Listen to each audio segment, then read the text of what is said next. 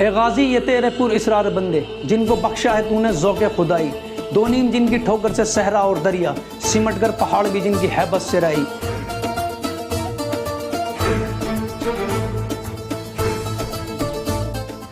हम बात कर रहे हैं अर्तुगरुल गाजी की।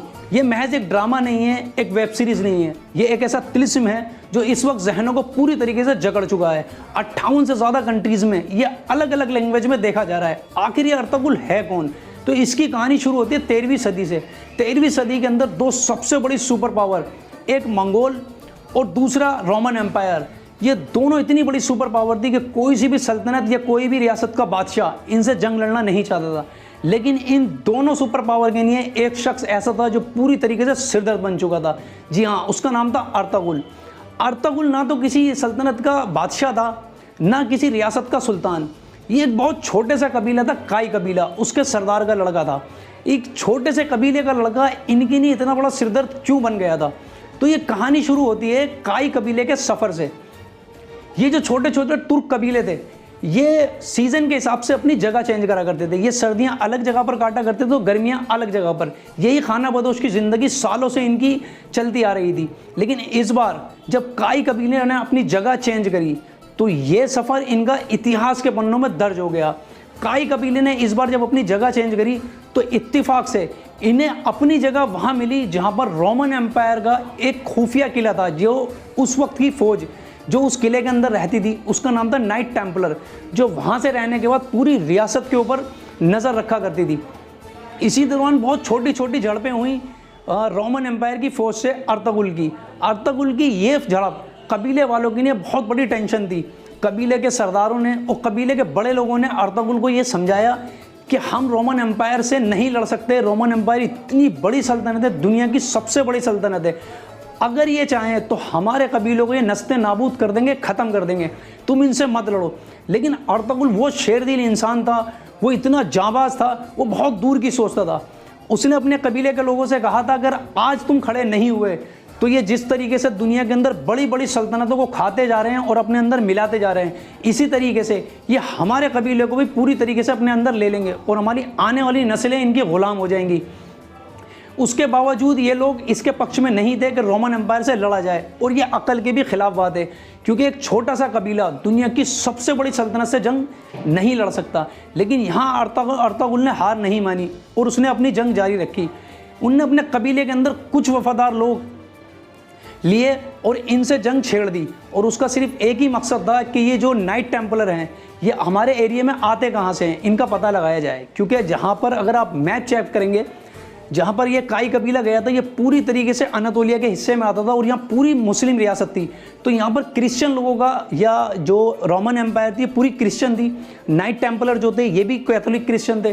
तो इनकी फ़ौजों का इस रियासत में आना एक बहुत चौंकाने वाली बात थी। लेकिन कबीले वालों के लिए ये कोई बड़ी बात नहीं थी, ना छोटी बात थी, क्योंकि इस पर इनकी नज़र थी ही नहीं। ये रियासतों का काम था सोचने का। लेकिन अर्तुगरुल एक बादशाह की तरह, एक सुल्तान की तरह सोचता था। उसने अपने कुछ वफादारों को इसके ऊपर लगा दिया, और आखिर में हुआ ये कि जब उनके आगे सच्चाई आई तो पूरे काई कबीले की आंखें खुल गईं। उन्हीं के बीच में जहाँ पूरी मुस्लिम रियासत थी, मुस्लिम रियासत के बीच में एक खुफिया किला था रोमन एम्पायर का, जो इन पर नज़र रखा करते थे।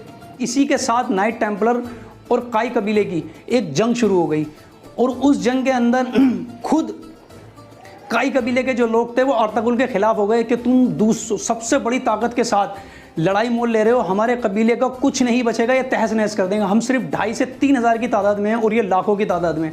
लेकिन अर्तुगरुल ने इनकी कोई बात नहीं मानी और अपने वफादार, जो कि 200 या 400 के करीब इतिहास में लिखा जाता है कि इसके साथी थे, उनके साथ नाइट टेम्पलर्स के साथ इनने जंग छेड़ दी। और ये होते होते होते एक टाइम ऐसा आया था कि नाइट टेम्पलर के लिए पूरी दुनिया की सल्तनतों के ऊपर जो ये खुफिया एजेंसी इनकी काम कर रही थी, और जो लोग ये दूसरी सल्तनतों को अपने कब्जे में लेना चाहते थे, इनके पास एक ऑर्डर आया कि सबसे पहले आप अर्तुगरुल को ख़त्म करो। अर्तुगरुल को ख़त्म करना बहुत ज़रूरी है। अब आप सोच रहे होंगे कि इतनी बड़ी सल्तनत के ऊपर से ये ऑर्डर क्यों आया कि पहले अर्तुगरुल को ख़त्म करो? क्योंकि अर्तुगरुल के लिए उस वक्त जब अर्तुगरुल को खुद नहीं पता था, एक बहुत बड़ी भविष्यवाणी हो चुकी थी। उस वक्त के एक सबसे बड़े धर्मगुरु, उनका नाम था इब्नुल अरबी। इब्नुल अरबी एक बहुत बड़े फ़िलासफ़र भी थे और राइटर भी थे। उनकी लिखी हुई किताबें दुनिया के हर मज़हब के लोग उस वक्त पढ़ा करते थे और उन्हें माना करते थे। इब्नुल अरबी को आप इस तरीके से मान सकते हैं जैसे हमारे इंडिया के अंदर साईं बाबा थे।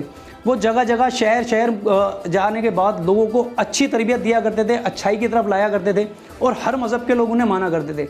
या जैसे कि आप दरगाह पर जाते हैं अजमेर शरीफ या बॉम्बे में हाजी अली, यहाँ पर भी हर मज़हब हर धर्म के लोग जाते हैं और उनको मानते हैं। ऐसे ही सूफ़ी संत इब्नुल अरबी, जिनको उस वक्त दुनिया की हर कौम उनकी इज़्ज़त करता करती थी और उन्हें माना करती थी। बड़े बड़े सुल्तान उनकी कुटिया के हुजरे के बाहर खड़े होते थे कि इनसे एक बार मुलाकात हो जाए। अगर किसी रियासत के अंदर ये पता चल जाए कि इब्नुल अरबी आए हैं तो वहाँ का सुल्तान अपनी गद्दी छोड़ने के बाद उनके कदमों में जाकर बैठ जाया करता था और उनसे दुआएं कराने के लिए कहता था, अपनी सल्तनत के लिए और अपनी औलाद के लिए। वही इब्नुल अरबी ने एक बार अपने स्टूडेंट से कहा था कि जो अर्तुगरुल गाज़ी है, इतिहास के अंदर इसकी औलादों में से इस दुनिया को इतने बड़े बड़े सुल्तान मिलेंगे जो गोल्डन हरफों से तारीख को लिख देंगे। यह उस वक्त कहा गया था जिस वक्त काई कबीले के अंदर खुद उस अर्तुगरुल के ख़िलाफ़ लोग खड़े हो गए थे, उसके अपने लोग, कि आप नाइट टेम्पलर से लड़ाई मत लड़ो, ये बहुत पावरफुल हैं। लेकिन उसने नहीं मानी। उसके बाद इसने अपने साथियों के साथ एक मीटिंग करी कि ये नाइट टेम्पलर आते कहाँ से हैं, क्योंकि अगर आप उसका मैप देखेंगे कि जहाँ पर अर्तुगरुल गाज़ी उस वक्त उनका कबीला रह रहा था, दोनों तरफ मुस्लिम रियासतें थी, वहाँ पर कोई भी नाइट टेम्पलर, ये कैथोलिक क्रिश्चियन हुआ करते थे। यहाँ पर इनका आने का कोई नामो निशान हुआ ही नहीं सकता था, ना ये आ सकते थे। उसके बाद 1 से 1.5 महीना या 2 महीने के बीच में बहुत कड़ी मेहनत करने के बाद इन्हें पता चला कि यहाँ पर एक खुफिया किला है। अब आप सोचें, एक तो सबसे बड़ी सुपर पावर और ये सिर्फ 200-400 लोगों के साथ एक ऐसे अपने दुश्मन से लड़ रहे हैं जिसका इन्हें किला भी नहीं पता कि है कहाँ पर, और अगर वो पता भी चल जाए तो वो इतनी बड़ी तादाद में है। ये महज एक कबीले के लोग हैं जो अगर आप किसी बादशाह की बात करते हैं, सल्तनत की बात करते हैं, तो जो उनके सिपाही होते हैं वो वेल ट्रेंड होते हैं और बहुत अच्छे उन लोगों के पास हथियार होते हैं और हर वो चीज़ होती है जो जंग के अंदर यूज़ होनी होती है। ये सिर्फ एक कबीले के लोग हैं, इनके पास खाना पूर्ति करने के लिए हथियार हैं बस, और ज़्यादा इनके पास कुछ नहीं है।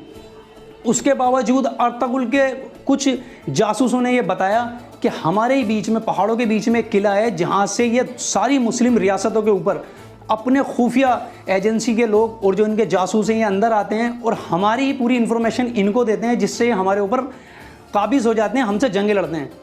उसके बाद अर्तुगरुल गाज़ी ने कहा कि इस किले को फ़तेह करना है, इस किले को हमें अपने कब्ज़े में लेना है, ताकि पूरा तुर्क कबीले, जो छोटे छोटे हिस्सों के अंदर कबीले थे, ये बच जाएँ।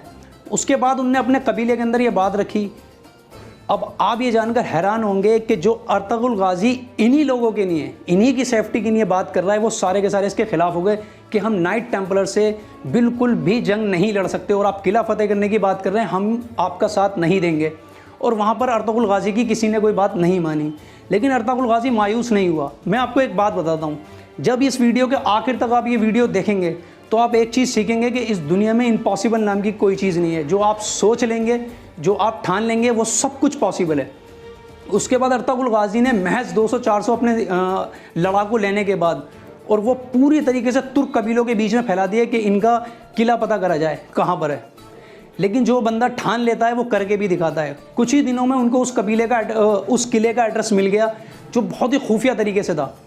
इस बंदे ने अपने 400 सिपाही लेकर और उन पर चढ़ाई कर दी, उस किले की तरफ रवाना हो गया जंग लड़ने के लिए। यहाँ पर एक बात गौर करने वाली है, जब किसी भी जंग के लिए आप जाते हैं तो सबसे पहले आप सामने वाले की तादाद देखते हैं, उसकी ताकत देखते हैं, उस जगह को देखते हैं जहाँ पर जंग होनी है। 13वीं सदी से पहले तक जंग लड़ने के जो नियम थे, जो रूल थे, वो यही थे कि जहाँ आप जंग लड़ने जा रहे हैं पहले आप उनकी तादाद को देखते हैं, फिर उस जगह को देखते हैं। क्योंकि जब आप जंग लड़ने जाते हैं तो आपके पास सामने वाले की फ़ौज से 2 गुना फ़ौज होनी चाहिए, क्योंकि आपकी जो सप्लाई है वो बंद हो जाएगी, क्योंकि आप दूसरे की जगह पे जंग लड़ना जा रहे हैं। और जिस बंदे से आप जंग लड़ रहे हैं वो अपनी ज़मीन पे जंग लड़ रहा है, तलवारें हों, चाहे घायल हों, चाहे दवाई हो, चाहे राशन हो, वो सब चीज़ उसके पास आ सकती है, लेकिन आपकी सप्लाई बिल्कुल बंद हो जाएगी क्योंकि आप दूसरे की जगह जाके जंग लड़ रहे हैं। इन सब चीज़ों को उसने हटाने के बाद सिर्फ एक कॉन्फिडेंस था कि मुझे ये किला फ़तेह करना, वरना तुर्क कबीले एक ना एक दिन इन नाइट टेम्पलर्स के सल्तनत के अंदर चले जाएंगे। अगर आज कोई खड़ा नहीं हुआ तो हमारी नस्लें गुलाम हो जाएंगी। ये अर्तुगरुल इतनी दूर की सोचता था कि जिसका जवाब नहीं। इसने जाने के बाद उस किले पर हमला बोल दिया।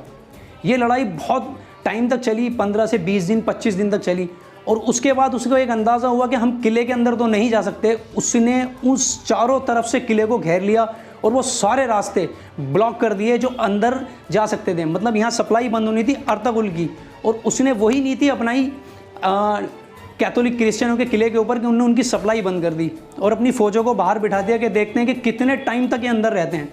और उसके बाद नतीजा यही हुआ कि उन्हें अपना किला खोलना पड़ा। और उसके बाद अर्तुगरुल गाजी, जिसको ये लक़ब मिला है गाजी का, उसने इस कदर उसकी फ़ौजें उनके ऊपर टूट कर पड़े, इस तरीके से खूंखार जंग हुई कि उस किले के अंदर कोई भी ज़िंदा नहीं बचा, सबको काट दिया गया, सारी फ़ौजों को मार दिया गया। उसके बाद उस किले को उन्होंने फ़तेह कर लिया।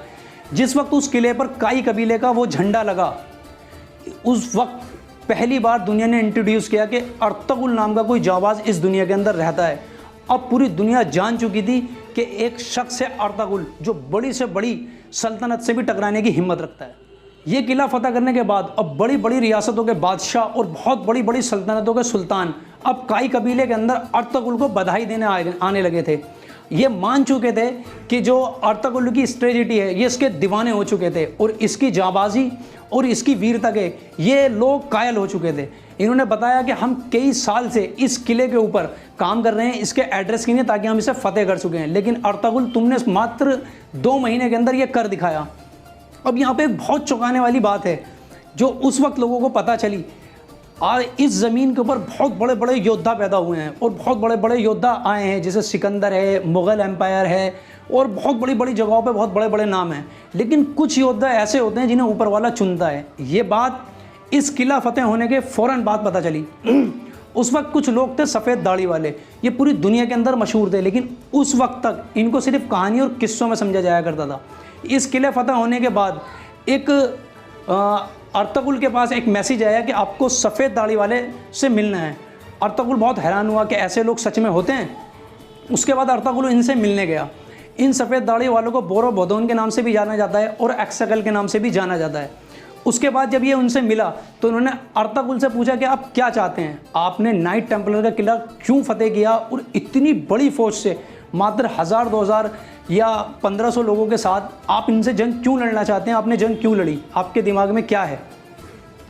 अर्तुगरुल ने बड़ी ही सफाई के साथ उन्हें यह बताया कि मैं सिर्फ अपने छोटे छोटे कबीले जो कि तुर्क के अंदर फैले हुए हैं इन नाइट टेम्पलर से बचाना चाहता हूं, क्योंकि ये जगह जगह पर जाने के बाद इन सल्तनतों को जैसे अपने कब्ज़े में ले रहे हैं ऐसे मेरे पूरे कबीलों को भी ले लेंगे और मेरी आने वाली नस्लें कहीं ग़ुलाम ना हो जाएं। सिर्फ ऐसी नहीं है।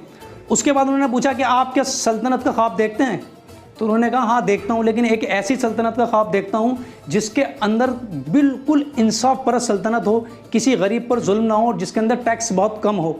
उसके बाद इन सफ़ेद दाढ़ी वालों ने कहा कि सल्तनत बनाने में हम आपकी मदद करेंगे, लेकिन उसके लिए आपको हमसे एक वादा करना पड़ेगा। अर्तुगरुल ने कहा जी। तो उन्होंने बोला कि ये वादा ये है कि आप आज से जो हम बोलेंगे वही आपको करना पड़ेगा, उसके अलावा कुछ नहीं करेंगे आप। अर्तुगरुल ने बात मानी। अब जो यहाँ पर डिसीज़न लिया गया वो अक्ल के ख़िलाफ़ है। होना ये था कि नाइट टेम्पलर से जंग लड़ चुके थे और अर्तुगरुल ने अपनी पूरा प्लान तैयार कर रखा था कि अब नाइट टेम्पलर के अगले किले पर या अगली जगह पर कैसे कब्जा करना है। लेकिन यहाँ सफ़ेद दाढ़ी वालों ने इनसे कहा कि एक मंगोल सेना है, आपने नाम सुना है? उन्होंने कहा जानता हूँ, बहुत बड़े वहशी दरिंदे हैं। तो उन्होंने कहा वो मंगोल चीन, हिंदुस्तान और रूस पूरी तरीके से तबाह और बर्बाद कर चुके हैं। रूस में आधे से ज़्यादा हिस्से से आगे बढ़ चुके हैं। रूस और तुर्की की जो बॉर्डर हैं वो मिले हुए हैं। तो इन्होंने बताया ये किसी भी टाइम अब ये तुर्की के अंदर दाखिल हो सकते हैं। तो अब आप नाइट टेम्पलर को छोड़िए और अपनी फ़ौज को लेकर एनातोलिया की तरफ निकलिए और इन मंगोलों से जो सबसे बड़ी सुपर पावर थी इनसे लड़िए। मैं आपको एक फ़र्क बता दूं कि जो नाइट टेम्पलर थे इनके और मुसलमानों के बीच में जो जंग हो रही थी वो रियासत की नहीं हो रही थी, सल्तनत के बीच में हो रही थी। लेकिन ये जो मंगोल हैं इन्हें ना कोई रियासत चाहिए थी ना कोई सल्तनत चाहिए थी। ये लुटेरे थे। कुछ नियम कुछ रूल होते हैं जंगर जो इनके ऊपर लागू नहीं होते थे। ये जहाँ जाते थे बूढ़ों को, बच्चों को, सबको कत्ल कर दिया करते थे, खून की नदियाँ बहा दिया करते थे, पूरे पूरे शहर में आग लगा दिया करते थे। और बहुत सारी जगह पर यह भी है कि इन्होंने जिंदा हज़ारों लाखों लोगों को जिंदा जला दिया था। ये एक वहशी बहुत दरिंदे लोग थे जो जहाँ जाते थे सिर्फ और सिर्फ तबाही का मंजर दिखाते थे। इन्हें कहा कि आप अनातोलिया की तरफ जाएं, इस नाइट टेम्पलर का जो आपने अपनी तरफ से स्ट्रेटजी बनाई है, जो प्लान बनाया है, इसको छोड़ दें और आप अनातोलिया की तरफ निकलें। अब हैरान करने वाली बात यह है कि महज 1500 से 2000 सैनिकों के साथ अर्तुगरुल अनातोलिया निकल गया उन लाखों वहशी दरिंदों से लड़ने के लिए। मंगोलों की सेना की कोई सही तादाद उस वक्त तक नहीं पता थी। और यहाँ पर अर्तुगरुल ने इनसे एक बार सवाल नहीं किया कि मैं 1000-2000 के साथ इनसे जंग कैसे लड़ूंगा, और ये अनातोलिया के सफ़र में निकल गए। इससे पहले एक बहुत छोटा सा किस्सा ये हुआ कि जब इन्होंने आकर बताया कि मैं अनातोलिया के सफ़र के लिए जा रहा हूँ, तो इनके खुद के भाई, जो इसके सगे 2 भाई थे, इन्होंने इसको सपोर्ट नहीं किया, और इसके चाचा ने, इन लोगों ने इससे दूरी बना ली कि अभी हमने नाइट टेम्पर से नई नई दुश्मनी मोल ली है, ये पलट कर हम पर हमला ज़रूर करेंगे, आज नहीं तो कल ये ज़रूर हमला करेंगे। और उसके बाद अब तुम दूसरी सबसे बड़ी पावर, ये कुछ नियम और कुछ कानून तो मानते हैं, वो तो कुछ नहीं मानते, वो सिर्फ लुटेरे हैं, वो सिर्फ तबाही मचाना जानते हैं, अब तुम उनसे लड़ने जा रहे हो। लेकिन अर्तुगरुल ने उनकी नहीं सुनी, और उसका दिमाग बिल्कुल, उसका जो विज़न था वो बहुत बड़ा था। अब वो एक बहुत बड़ी सल्तनत का ख्वाब देख रहा था, एक ऐसी सल्तनत जिसको वो कहता था कि आसमान की तरह मेरी सल्तनत फैलेगी, जहाँ पर हर किसी को इंसाफ मिलेगा और टैक्स बहुत कम होंगे। उसके बाद वो अनातोलिया निकल गया। अनातोलिया जाते वक्त एक बहुत ही इंटरेस्टिंग किस्सा हुआ। अनातोलिया के सफ़र में एक पहाड़ पे से देखते हैं कि नीचे की तरफ 2 बादशाहों के अंदर जंग हो रही है। अब इनने खड़े होकर देखा कि एक फ़ौज जो कि बहुत ही बुरी तरीके से हार रही है और शिकस्त देने वाली है, और एक सेना इनके ऊपर बहुत बुरी तरीके से चढ़ चुकी है। अर्तुगरुल की शान के अब ये खिलाफ था कि अच्छाई और बुराई में फ़र्क ना देख सके। इसने अपने लोगों से राय ली, मशवरा लिया, वहाँ बैठ के मीटिंग करी क्या करना चाहिए। तो अर्तुगरुल का फैसला ये था कि जो फ़ौज हार रही है उसकी मदद करो। और अर्तुगरुल उस वक्त अपनी 700 या 800 फ़ौज के साथ था, मतलब 700 या 800 लोग उसके साथ थे। इनके साथ हारती हुई फ़ौज के अंदर वो जाकर मिल गया, और उसके बाद उनने सामने वाली फ़ौज पर इस तरीके से हमला करा, इस तरीके से वो जंग हुई कि वो जो फ़ौज अब जीत रही थी वो अपने लोगों की लाशें मैदान में छोड़कर भाग गए। उसके बाद जब जंग जीत गए, जो राजा ये मान चुका था कि मैं जंग हार चुका हूँ, और कुछ लोगों की वजह से जो मेरी फ़ौज के अंदर आए हैं उससे इतना बड़ा बदलाव आया कि हम जंग जीत गए, उन्होंने उनके लीडर को बुलाया, अर्तुगरुल से बात हुई। उसके बाद अर्तुगरुल को पता चलता है कि जिससे हमारी जंग हो रही थी वो मंगोल थे। जी हाँ, ये लोग मंगोल थे, और जो जंग लड़ रहा था ये था अलाउद्दीन, यलजुक सल्तनत का बादशाह।